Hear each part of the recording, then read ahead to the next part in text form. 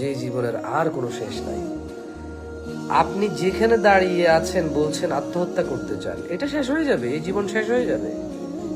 এই লাঞ্ছনা, এই দুশ্চিন্তা, এই দুঃখ, এই অপমান, এই অসম্পূর্ণতা, এই দুঃখ কষ্ট শেষ হয়ে যাবে।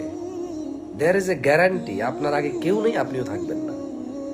কিন্তু আপনি আত্মহত্যা করেন অথবা নিজে আল্লাহর ইচ্ছায় মারা যান, মানে এই পৃথিবীর পরে যেটা শুরু হবে, এবার আপনি আত্মহত্যা করে ওখানে যান, আর আপনি এমনিতেই আল্লাহর উপর ঈমান রেখে ভালো কাজ কর্ম করে মারা যান, এরপর যে জীবন শুরু হবে সেটা তো কোনো শেষ নেই। কেমন?